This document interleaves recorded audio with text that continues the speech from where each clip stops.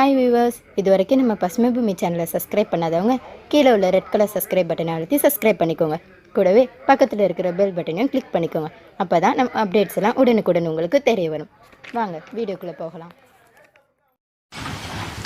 அன்பார்ந்த பசுமை பூமி வாடிக்கையாளர்களுக்கு இதயம் கனித்த வணக்கத்தை தெரிவித்துக் கொண்டு இன்னைக்கு நம்ம பசுமை பூமியினுடைய வீட்டுக்கு வீடு திட்டத்தில், அதாவது பசுமை பூமியில் விவசாயிகள் பார்த்து நேரடியாகவோ மறைமுகமாகவோ யூடியூப்பை பார்த்து லட்சக்கணக்கான விவசாய பெருமக்கள் இன்னைக்கு விவசாயத்தில் மேம்பட்டு இருக்காங்கன்னு சொன்னால் அதுக்கு பசுமை பூமி மிகப்பெரிய கடமையை அரசாங்கம் செய்கிற வேலையை பசுமை பூமி தனிநபராக செய்து கொண்டிருக்கிறது என்றால் நிச்சயமாக சொல்கிற பசுமை பூமி விவசாய பெருமக்கள் பசுமை பூமிக்கு மேலே வச்சிருக்கிற நம்பிக்கை என்று கூறி இன்னைக்கு நம்ம வீட்டுக்கு வீடு திட்டத்தில் நம்ம நிற்கிறது விவர்ஸ். நம்ம நிற்கிற இடம் பார்த்தேன்னு சொன்னால் மதுரை மாவட்டத்தில் மேலூர்னு சொல்ல தாலுக்காவில் பக்கத்தில் ஒரு கிராமம். அந்த கிராமத்தினுடைய அட்ரஸ் நான் சொல்ல போகிறேன். அதுக்கு முன்னாடி இந்த இடத்தினுடைய உரிமையாளர் உயர் திரு மிஸ்டர் முத்துலிங்கம் சொல்லிட்டு அவர் வெளிநாட்டில் இருக்காரு. அவருடைய தோட்டத்தை உயர் திரு மிஸ்டர் ஐயா, உங்கள் பேர் பாண்டி, மிஸ்டர் பாண்டின்னு சொல்லிட்டு அவர் பார்த்துக்கிட்டு இருக்காரு. அவருடைய எந்த ஊரு? இந்த கிராமத்து பேர் என்ன? அதாவது மேலூர் தாலுக்கா 18ஆம் குடின்னு சொல்றது கிராமம். உங்க பேரு? பாண்டி. பாண்டின்னு சொல்றவர் பார்த்துட்டு இருக்காரு. இந்த தோட்டத்தை ஏறக்குறைய ஒரு 4 வருஷமா பார்த்துட்டு இருக்காரு. அவருடைய பேத்தி, அவருடைய பேரன். ஏன்னா இவங்க இன்னைக்கு விவசாயத்துல இன்னைக்கு உள்ள தலைமுறைகள் விவசாயத்தை விட்டு வெளியில போயிட்டாங்க. இப்ப இந்த 2 பேர் பாப்பாக்களையும் நம்ம தயார்படுத்தி விவசாயம் செய்கிறவர்கள் தான் இந்த நாட்டினுடைய உண்மையான குடிமகன். ஏன்னா விவசாயம் செய்கிறவங்களுக்கு இன்னைக்கு மரியாதை இல்லாமல் விவசாயத்தை விட்டு ஓடிக்கிட்டு இருக்காங்க. இப்போ கொரோனா வந்தது, எல்லாம் திரும்பவும் எதை பணத்தை சாப்பிட முடியும். ஆகையால் விவசாய இப்போ அதுக்கு முன்னாடி நான் ஒரு வேளாண்மை துறையில் பட்டப்படிப்பை முடித்து விவசாயம் செய்து விவசாயத்திற்காக உழைத்து விவசாய மக்களுக்கு அவர் படித்த கல்வறிவை இந்த விவசாய மக்களுக்கு செயல்படுத்த வேண்டும் என்பதற்காக மிஸ்டர் பிரபு அவர்களை நான் அறிமுகப்படுத்த விரும்புகின்றேன். இவர் எப்போ தம்பி நீங்கள் பிஎஸ் அக்ரி முடிச்சிங்க? 2009 முடிச்சுக்கிட்டு இப்போ சாரு இந்த உரிமையாளர் மிஸ்டர் முத்துலிங்கம் அவங்களுக்கு நீங்கள் சில விவசாய ஆராய்ச்சிகளை சொல்லி கொடுத்துருக்கீங்க, அப்படிதானே? பரவாயில்ல, பண்ணிக்கிட்டு இப்போ அடுத்து நீங்கள் கவர்மெண்ட் வேலைக்கு போகலை. ஆனால் நீங்கள் அதாவது விவசாயம் செய்யாமல் கவர்மெண்ட் வேலைக்கு போகாமல் தான் படித்த விஷயங்களை இந்த விவசாய மக்களுக்கு தெரியப்படுத்தணும்னு சொல்லி நீங்கள் பண்ணி கொடுத்துருக்கீங்க. இப்போ நம்ம வியூவர்ஸ் அனைவரும் முத்துலிங்கம் சாருக்கு நன்றியை கூறி, இப்போ இவருடைய தோட்டம் பார்த்தீங்கன்னு சொன்னால் 5 ஏக்கர் தோட்டம். நம்ம நிற்கிறது அவருடைய தோட்டத்தில் தான் நிற்கிறோம். இந்த மரத்தை பார்த்தீங்கன்னு சொன்னால் இங்கே பாருங்க, இது நெட்டை குட்டைன்னு சொல்றாங்க. பட் அதனுடைய நெட்டை குட்டையினுடைய கேரக்டர் இதில் தெரியல. இது நாற்றகம் மாதிரி தெரியுது. ஏன்னா நாற்றகத்துல தான் அந்த மரத்தினுடைய அந்த பாருங்க ட்ரங்கு, அதனுடைய வளர்ச்சி. இது ஏறக்குறைய 5 வருஷம் சொல்றாங்க. பட் வளர்ச்சி பார்த்தீங்கன்னா 5 வருஷத்துக்கு மேற்பட்ட வளர்ச்சிகள் இருக்கு. ஆனா எந்த தென்னை மரத்திலையுமே காய்கள் இல்லை. பாருங்க, தென்னை மரம் பேரனா நிக்குது. அதாவது மலட்டு தன்மையோட காய்க்க வேண்டிய நேரத்தில் தென்னை மரம் எதுவும் காய்க்காம இங்க பாருங்க, எல்லா மரத்தையும் பாருங்க. ஏறக்குறைய இதுல 5 ஏக்கர்ல 400 எத்தனை மரம் இருக்கு? கண்டெல்லாம் சேர்த்து 430. அதாவது 5 ஏக்கர்ல 430 தென்னை மரம் நிக்குது. சரியா? 5 ஏக்கர்ல 430 தென்னை மரம். உண்மைதான். இங்க பாருங்க, எல்லாத்தையுமே நம்பர் போட்டிருக்காங்க. அவங்க சொல்றதுனா உண்மைதான். 174 175 சொல்லிட்டு நம்பர் என்ன போட்டிருக்காங்க. தென்னை மரம் தயவு செய்து ஒரு பானை சோத்துக்கு ஒரு சோறு பதன் சொல்ற மாதிரி இந்த முத்துலிங்கம் சார் வழியாக தென்னை விவசாயிகள் சில பாடங்கள் கத்துக்கிட வேண்டும். தென்னை ஓடுறது முக்கியம் இல்லை. ஏன்னா அனில்தாவா 1000 மரம் இருந்தா அரசனுக்கு சமன் சொல்லும் போது, அதாவது நெல்லுக்கு இடைவெளி நண்டுவோட ஒரு பாட்டு பாடுவாங்க. அந்த பாட்டு எனக்கு பாட தெரியல. பட் தென்னை மரத்துக்கு தேர்வு போக வேண்டிய அளவுக்கு இடைவெளி இருக்குன்னு சொன்னது எனக்கு ஞாபகம் இருக்கு.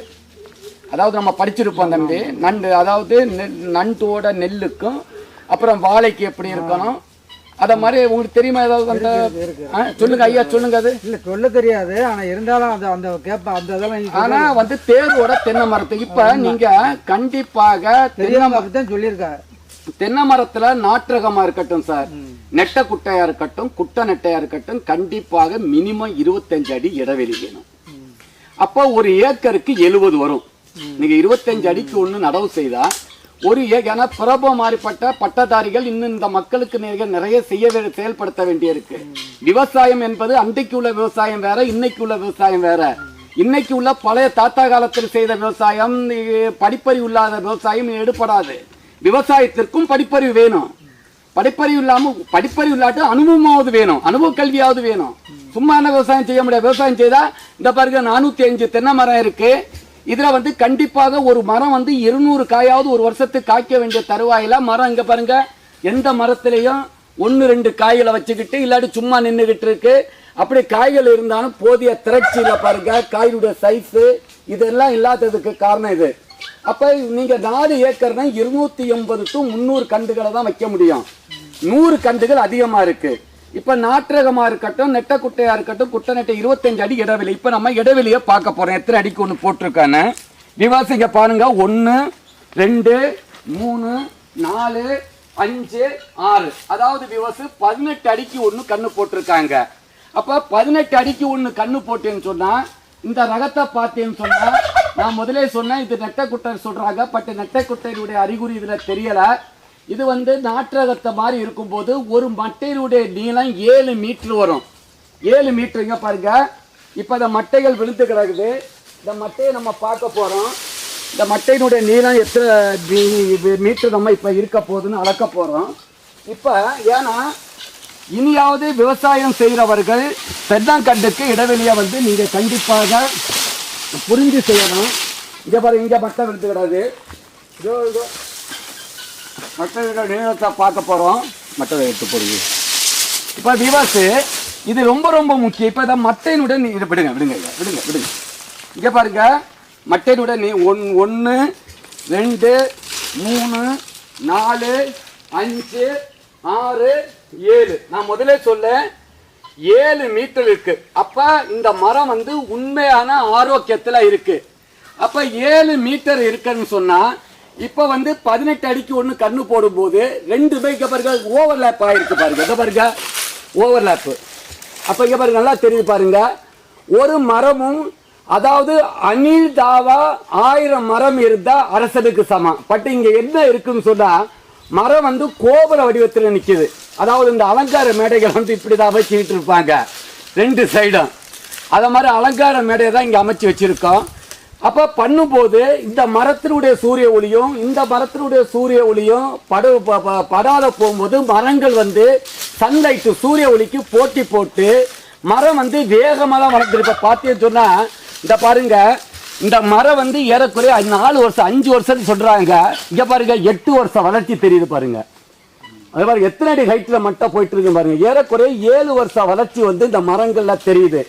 காரணம் சூரிய ஒளிக்கு போட்டி போட்டு மரம் ஒன்னோடு ஒன்று வேகமா போயிட்டு இருக்கும் போது அது தன்னை தயார்படுத்தி சூரிய ஒளியை வாங்குறதுக்காக போராடிக்கிட்டு இருக்கு. அப்ப என்ன ஆகும் சொன்னா மரம் வளருமே தவிர பாலைகள் வந்தாலும் அந்த பாலைகளை குறும்பைகள் தங்காது. அப்படியே குறும்பைகள் இருந்தாலும் ஒன்னோட ஒன்று கொட்டிக்கிட்டு அப்படியே போயிட்டு இருக்கு. இது நம்முடைய இடைவெளியினுடைய பிரச்சனை. 2வது பிரச்சனை என்னன்னு பார்த்தேன்னு சொன்னா இது மேக்சிமம் உங்களுக்கு மரம் ஒரு குடம் மாதிரி வரணும், வளைஞ்சு கொடுக்கிற மட்டை. ஆனா இது எஸ் டைப் இல்லாம அதாவது தென்னையில வியூவர்ஸ் நல்லா புரிஞ்சிருக்க எஸ் டைப் ஒயிட் டைப்னு 2 இருக்கு. இது மட்டைகள் எல்லாமே ஒயிட் டைப்ல நேரா போயிட்டு இருக்கு பாருங்க. இது மிகப்பெரிய டிஸ்அட்வான்டேஜ். அப்ப இதை என்ன செய்யறது? அடுத்து வியூவர்ஸ் என்ன பண்ணுங்கன்னு சொன்னா ஒரு மரத்துக்கு 36 மட்டை தான் இருக்கணும். பட் இதுல 40 மட்டைகளுக்கு மேல இருக்கு. காரணம் அதிக இடைவெளி கிடைக்காத போகும்போது உங்களுக்கு சூரிய ஒளிகள் கீழே படாத போகும்போது மரங்கள் ஒயிட் டைப்பை ஏற்படுத்தி மட்டைகள் உதிர வேண்டியதுன்னா உதிராம ஓவர் அதிக மட்டையினுடைய எண்ணிக்கை போயிட்டு மரங்கள் வளர்ந்து போயிட்டே இருக்கு சார். இதுதான் இந்த இடத்தினுடைய பிரச்சனை. என்னன்னு சொன்னா இடைவெளி பிரச்சனை தான். 2வது மண்ணை பார்த்தீங்கன்னு சொன்னா மிக அற்புதமான மண். இப்ப பார்த்தீங்கன்னு சொன்னா இந்த மண்ணை பார்த்தீங்கன்னு சொன்னா இது சிவப்பு மண் வகையை சார்ந்தது. இது பேர் ரெட் சாயில்னு சொல்ற செம்மண். தென்னைக்கும் வாழைக்கும் கரும்புக்கும் இருக்கிற பயிர்களிலேயே வண்டல் மண் அடுத்து மிக மிக அற்புதமான சாயில் வந்து செம்மண் தான். இந்த செம்மண்ணில் வந்து தென்னை மரம் வந்து பிரமாதமாக காய்க்கும். அப்போ மண்ணில் பிரச்சனை இல்லை. ரெண்டாவது, இந்த மண்ணில் வந்து என்னென்ன சத்துக்கள் இருக்குன்னு சொன்னா,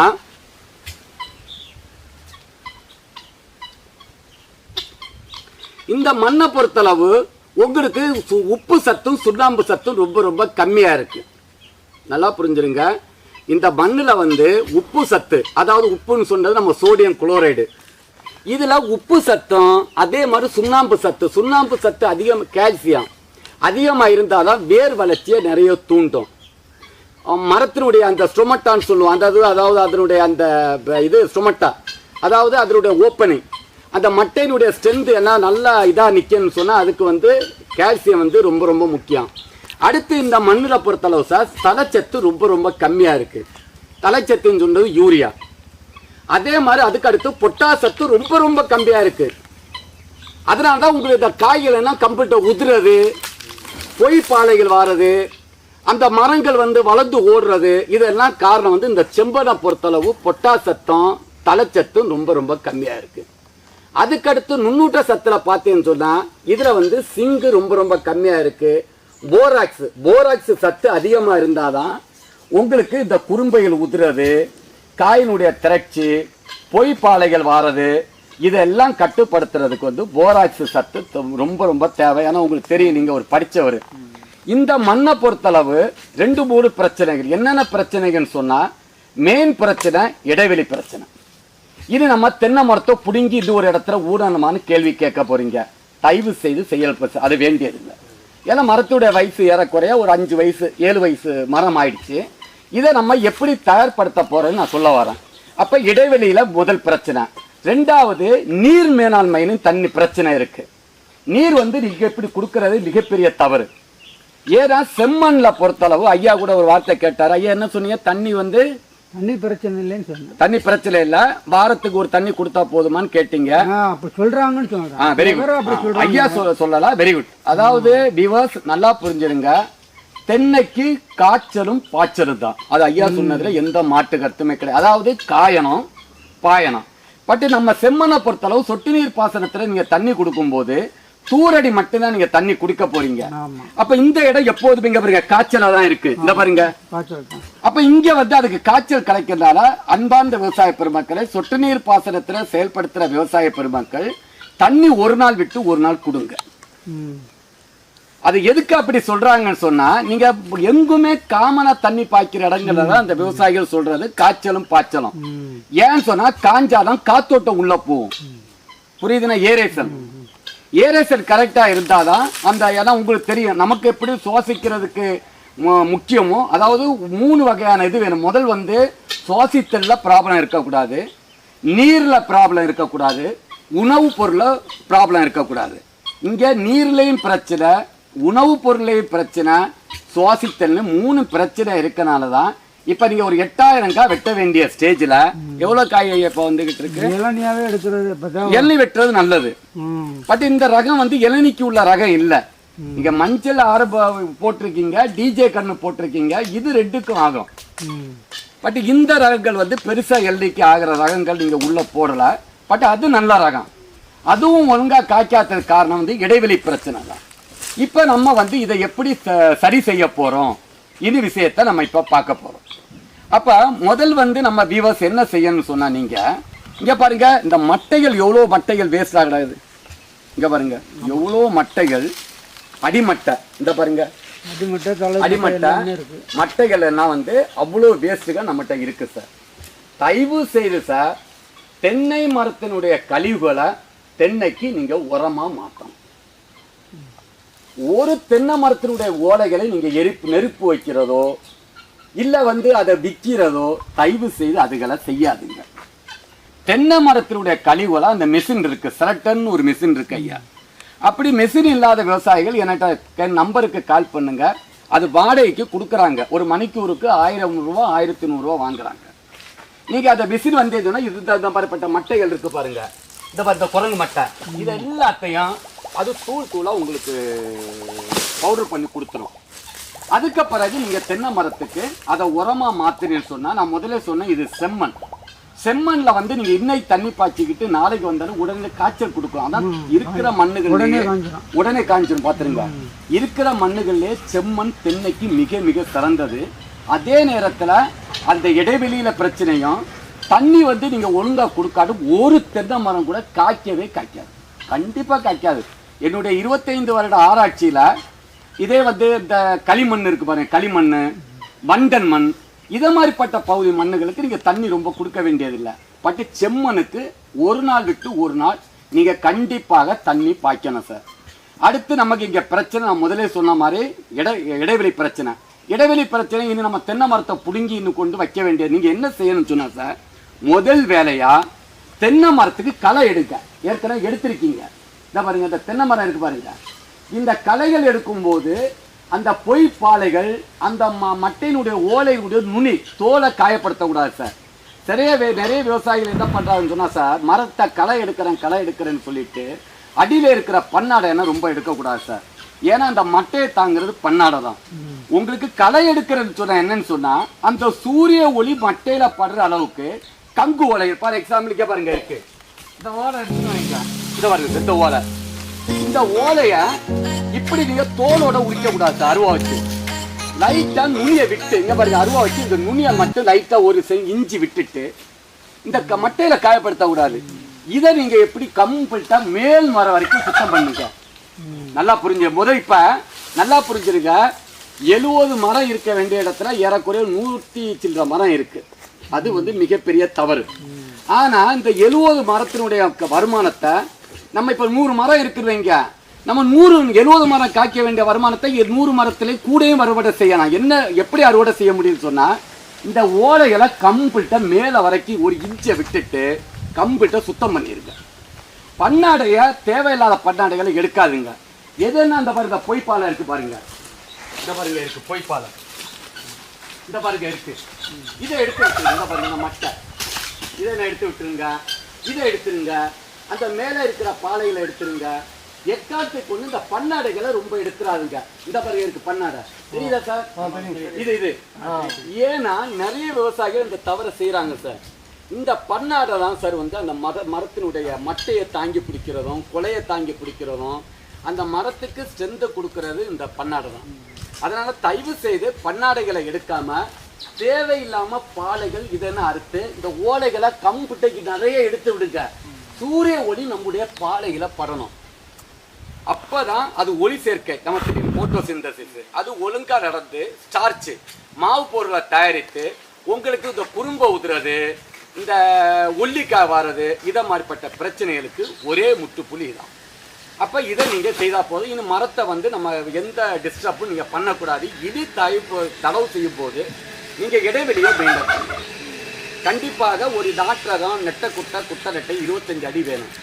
இளநீ கண்டு இருக்கு பாருங்க, சிஓடி, எம்ஒய்டி, கங்கா பாண்டம், சன்னங்கி, இதை மாதிரிப்பட்ட இளநீ ரகத்துக்கு 15 to 18 அடி இடைவெளி கொடுத்துருக்கு. மற்ற மாதிரி இதை மாதிரிப்பட்ட நாற்றகங்கள் நீங்கள் இதை மாதிரி போட்டீங்கன்னா இந்த பிரச்சனைகள் வரதான் செய்யும். அடுத்தபடியாக விவாஸ் இதுல அடுத்த என்ன பிரச்சனைன்னு பண்ணுவோம் பாருங்க. தயவு செய்து இங்க பாருங்க, இப்ப ஐயா தண்ணி பாய்ச்சிருக்குன்னு சொல்லியிருக்காரு பாருங்க. ஆனா மரம் வந்து இங்க பாருங்க மண் வந்து எவ்வளவு இருகலா இருக்குன்னு பாருங்க. 3 நாள் தான் இருப்பாங்க, 3 நாள், இது 3 நாள் பட்டு அத மாதிரி இருக்கக்கூடாது. எனி டைம் வந்து தென்னை மரத்தினுடைய தூர் ஈரப்பதம் இருந்துகிட்டே இருக்கணும். அதுக்கு தான் நம்ம மூடாக்குன்னு ஒரு சில விஷயங்கள் நம்ம இப்ப பார்த்தோம், மல்ச்சிங்னு சொல்ற டெக்னாலஜியை பார்த்தோம். இப்ப இந்த மரத்துல நீங்க தண்ணி பாய்க்கிற முறையே தப்பு. இப்போ இதில் ஒரு கேட்டுவால் வந்து 2 கேட்டுவால் திறந்து விடுறாரு, 100 மரத்துக்கு பாயுது. ஒரு நாள் விட்டு ஒரு நாள் தண்ணி பாய்க்கிறாரு. தண்ணி நம்மகிட்ட அதிகமாக இருக்குன்னு சொல்லும்போது, சார் இன்னைக்கு தண்ணி தான் சார் கஷ்டம். தென்னைக்கு தண்ணி மரம் முறையாக கொடுத்தா அது நீங்கள் இளநீக்கு வெட்டுறீங்க. இளநீ வெட்ட காய்ப்பு தரது கூடும். குறும்பையில் உதறக்கூடாது, ஏன்னா சத்துக்கள் எல்லாம் அடுத்த மேலே போயிட்டே இருக்கும். அதனால இளநீ வெட்டுறது ரொம்ப ரொம்ப நல்லது. நீங்கள் இளநீ வெட்டுற விவசாயிகள் அதிக இடுபொருள் கொடுக்கணும். அதிக இடுபொருள்னா யூரியா கொடுக்கணும், பொட்டாஸ் கொடுக்கணும், சூப்பர் கொடுக்கணும், இல்லாட்டி டிஏபி கொடுக்கணும், இல்லாட்டி நுண்ணூட்ட சத்துக்கள் கொடுக்கணும், 2ஆம் நிலை சத்துக்கள், இல்லாட்டி நுண்ணுயிர் உரங்கள், இல்லாட்டி ஆர்கானிக்கில் கொடுக்குறவங்க குப்பை சாணி கரிமப்பொருள் நிறைய கொடுக்கணும். இதெல்லாம் செய்யணும் சார். இப்போ நம்ம இந்த மரத்தை காய்க்க வைக்கிறதுக்குள்ள வழிமுறைகளை பார்க்க போகிறோம். முதல் நீங்கள் செய்ய வேண்டியது சார், இந்த மரத்தை சுத்தம் பண்ணுங்க. இது இதுவரைக்கும் உள்ளது விட்டுருக்க. இனி நம்ம செய்ய வேண்டியதை நிச்சயமா சொல்றேன். இன்னைக்கு நம்ம வந்து 8வது மாதம் நினைக்கிறோம், 6/8/2020 நிக்கிறோம். அடுத்த வருஷம் இதுக்குள்ள நீங்க 4000-5000 ஒரு மாதம் இளநீ வெட்டலாம், கண்டிப்பாக வெட்டலாம். அதுக்குள்ள ஐடியாக்களை சொல்றேன். ஃபர்ஸ்ட் மரத்தை காயப்படுத்தாம நான் சொன்ன மாதிரி சுத்தம் பண்ணிடுங்க. சுத்தம் பண்ணிக்கிட்டு நீங்க உப்பு இருக்கு பாருங்க, ஒரு மரத்துக்கு 1/2 கிலோ உப்பு.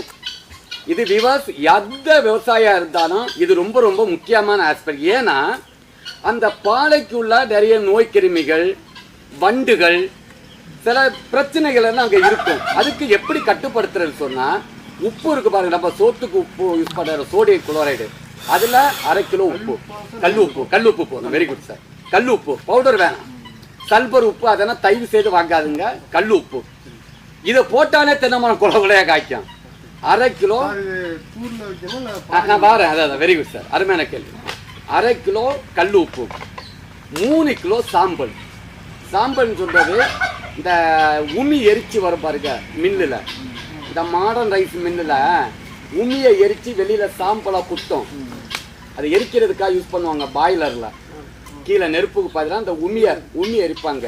சாம்பல் அது இங்கே தான் கிடைக்கும், அது மேலூர்லாம் நிறைய கிடைக்கும். அந்த சாம்பல் வேணாம், நான் சொல்றது உமி சாம்பல். நம்ம தான் எதையுமே எரிக்க கூடாதுன்னு சொல்லிட்டோமே. ஆக்சுவலி நான் சொல்றது உமி சாம்பல். ஆசின்னு சொல்லுவாங்க. ஆசின்னு சொல்றது வந்து அந்த நம்ம ரைஸ் இருக்குன்னு, ரைஸ்ல மேல கஸ்க்குன்னு ஒன்று இருக்கும் பாருங்க. கஸ்க்கு ரைஸுக்கு மேல ஒரு தோல் இருக்கும், அந்த தோலை எரிப்பாங்க மில்லுக்கு பாய்லர்ல கொடுக்கறதுக்காக. அது கிடைக்கும், அது ஒரு பெரிய வேலை. அது ஒரு 3 கிலோ மில்ல கிடைக்கும். சும்மா ஒரு டிராக்டர்ல எடுத்து வச்சு 3 கிலோ நமக்கு 400 மரத்துக்கு 1 டன் இருந்தாலே போதும்.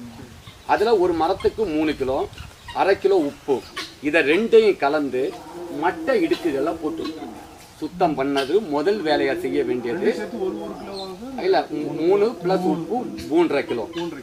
ஒரு மரத்துக்கு 3.5 கிலோ. இப்படி செய்ய முடியாத விவசாய பெருமக்கள் வந்து நான் வந்து எனக்கு எல்லா பொருளும் நானே தயார் பண்ணி கொடுத்துக்கிட்டு இருக்கேன். தென்னை நாட்டு மருந்துன்னு சொல்லி நான் கொடுத்துக்கிட்டு இருக்கேன். தென்னை நாட்டு மருந்துன்னு சொல்றது உணவே மருந்து, மருந்தே உணவு. அது எந்த கான்செப்டை நான் தயார் பண்ணிட்டு இருக்கேன்னு சொன்னா, நம்ம பாரம்பரியமாவே நம்முடைய தாத்தா காலத்துல தென்னை மரம் வச்சாலே உப்பு கொட்டுவாங்க. அது உங்களுக்கு தெரியுமா என்னன்னு தெரியல. ஆமா சார். இன்னைக்கு வந்து நம்ம நவீன விஞ்ஞானம் அத மாதிரிப்பட்ட விஷயத்திலிருந்து நம்ம சப்ஜெக்ட் தெரியாம டிவேட் ஆகி போயிட்டு, அதுவும் செம்மண்ணுக்கு உப்பு ரொம்ப ரொம்ப முக்கியம். ஏன்னு சொன்னா தென்னைக்கும் உப்புக்கும் நேரடி கனெக்ஷன் இருக்கு. நல்லா புரிஞ்சிருங்க சார். ஏன் இதை சொல்றேன்னு சொன்னா சார், நீங்க இப்ப கடற்கரை ஏரியாவுக்கு போய் பாருங்க. கடற்கரை ஏரியா தான் தென்னையும் கடலையும் அலையும் தென்னையும் ஒட்டி காண்பிப்பான். அந்த தென்னையில இருக்கிறத உங்களுக்கு தெரியும், உங்களுக்கு ஈஸி எலக்ட்ரிக்கல் கண்டக்ட் உப்பினுடைய தன்மையை அளவிடுறது பிபிடின்னு சொல்லுவாங்க. அது ஏன்னு சொன்னா அந்த கடற்கரை காத்துல வந்து குளோரின் சத்து, சோடியம் சத்து அந்த உப்போட தாங்கி தென்னை மரம் பச்சை பசேன்னு இருக்கும். நீங்க பார்த்தீங்கன்னா தெரியும். அந்த உப்பு தாங்கி வளர பயிர் தான் தென்னை. தென்னைக்கும் உப்பும் கண்டிப்பா தேவை. அதனாலதான் எங்க தாத்தா காலத்துலன்னா தென்னை மரம் வச்சாலே அதுல ஒரு மரக்கான்னு சொன்னா ஏறக்குறைய 2 கிலோ 2.5 கிலோன்னு நினைக்கிறேன். அதெல்லாம் கொட்டி தென்னை மரம் வைப்பாங்க. வருஷத்துக்கு வருஷம் உப்பு போடுவாங்க. நீங்க அதனால அந்த உப்பை வந்து மேல போட சொன்னது எதுக்கு காரணம் சொன்னா, அதுல பூச்சிகள் இருக்கும், பூரான் இருக்கும், கரையான் இருக்கும், தேல் இருக்கும். ரெண்டாவது உப்பு சத்து அங்க போனதும் அது சூரிய ஒளிப்பட்டு கசைஞ்சி வேப்பம் புண்ணா இது சாம்பலோட சேர்ந்து பொட்டாசத்து சாம்பல்ல நிறைய இருக்கும். இந்த இதை நீங்க செய்ய முடியாத விவசாயிகள் பசுமை பூமியில தென்னை நாட்டு மருந்து, உணவே மருந்து, மருந்தே உணவு என்ற கான்செப்ட்ல இதோட வந்து வேப்பம் புண்ணாக்கு கலந்துருப்போம். வளர்ச்சி ஊக்கிகள், அந்த மரம் வந்து குறும்ப உதிராம இருக்கிறதுக்கு இதெல்லாம் கலந்துருக்கோம். 1 கிலோ 20 ரூபான்னு கொடுத்துக்கிட்டு இருக்கோம். நீங்க ஒரு மரத்துக்கு 1/2 கிலோ கொடுத்தா போதும், 10 ரூபா வரும். இப்போ 400 மரத்துக்கு ஒரு 4000 ரூபா செலவு வரும். அது இந்த சாம்பலும் உப்பும் கிடைக்கிற விவசாயிகள் இதை பயன்படுத்துங்க. இதை கிடைக்காத விவசாயிகள் வந்து நான் சொன்ன பொருளை வந்து நீங்க அந்த தென்னை நாட்டு மருந்துன்னு சொல்ற இது வந்து இதை நீங்க பயன்படுத்தலாம். இது வந்து இது மட்டும் இல்லை, இந்த தென்னை நாட்டு மருந்து இப்ப சார் சொன்னார் பாருங்க, கீழே வைக்கணுமான்னு. கீழேயும் வைக்கணும். நீங்க கீழேயும் வருஷத்துக்கு 1 கிலோ 2 கிலோ உப்பு கொடுக்கலாம்.